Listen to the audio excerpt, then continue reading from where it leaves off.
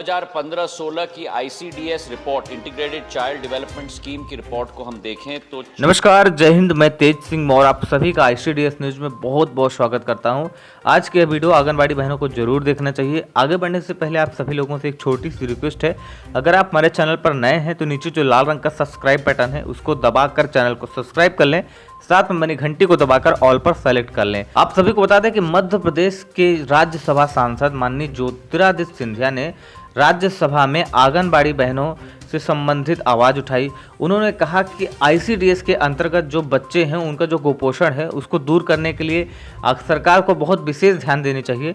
लेकिन यहाँ पे जो सबसे बड़ा मेरा प्रश्न है कि माननीय ज्योतिरादित्य सिंधिया जी, आपने उस पूरी स्पीच में 2 मिनट की स्पीच में आपको पूरी स्पीच दिखाऊंगा, उसमें आपने कहीं पर भी ये नहीं कहा है कि आंगनबाड़ी बहनों का मानदेय बढ़ाया जाए, आंगनबाड़ी बहनों की सुख सुविधाएं बढ़ाई जाए। जब कुपोषण मिटाने वाली कार्यकर्ता आंगनबाड़ी बहनें ही कुपोषित हैं तो कैसे वो बच्चों का कुपोषण दूर करेंगे। तो सबसे पहले ये जरूरी है कि सरकार आंगनबाड़ी बहनों का मानदेय बढ़ाए। कम से कम मुख्य सेविका का मानदेय 25,000 होना चाहिए और सहायिका का मानदेय 15,000 रुपए होना चाहिए। इस महंगाई को देखते हुए, जहां पर पेट्रोल 100 रुपए लीटर है और गैस 900 रुपए प्रति सिलेंडर है, तो इसको देखते हुए सरकार को इस बात पर जरूर ध्यान देना चाहिए। तभी अगर सरकार वास्तव में चाहती है कि देश के बच्चों का कुपोषण मिटे तो ये सबसे जरूरी है कि सबसे पहले आंगनबाड़ी बहनों को जो कुपोषित हो चुकी हैं, बहुत ज्यादा कुपोषित हो चुकी हैं, उनका कुपोषण दूर करे, उनको राज्य कर्मचारी या केंद्र का कर्मचारी बनाया जाए और उनको सारी सुविधाएं दी जाए जो एक गवर्नमेंट अधिकारी को दी जाती हैं, क्योंकि आंगनबाड़ी बहनें बहुत ज़्यादा काम करती हैं। देश में कोई भी ऐसा सरकारी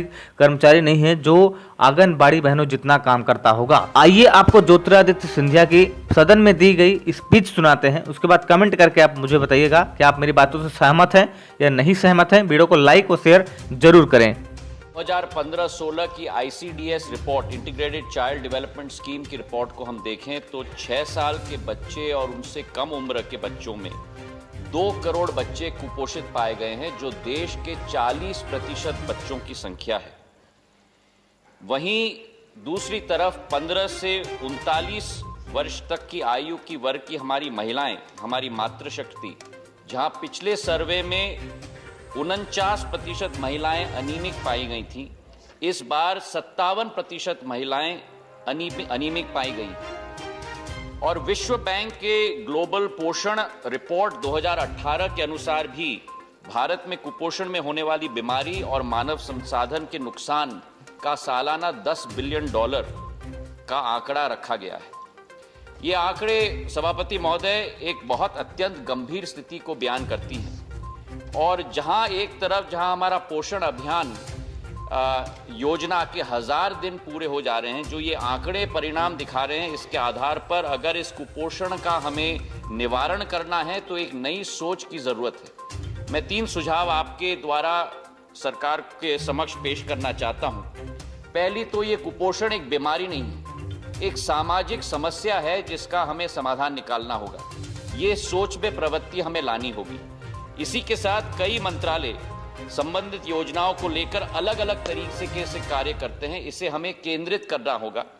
और मैं मानता हूं कि एक कुपोषण उन्मूलन मिशन का निर्माण की जरूरत है, जहां महिला बाल विकास, ग्रामीण विकास, जल संसाधन विकास, आयुष मंत्रालय, जल शक्ति मंत्रालय साथ में कार्य कर पाए। मेरा दूसरा सुझाव है कि जिलों के स्तर पर हमें टारगेटेड काम करना चाहिए और बॉटम अप अप्रोच के आधार पर इसका हमें समापन करना होगा। और आखिरी सुझाव मेरा, सभापति महोदय, कि केंद्र में एक स्वतंत्र कुपोषण उन्मूलन प्राधिकरण का हमें स्थापना करना होगा, ताकि इस कुपोषण को मिटाने के लिए मिशन मोड के तहत पर जमीनी स्तर पर हम लोग कार्य कर पाए। धन्यवाद।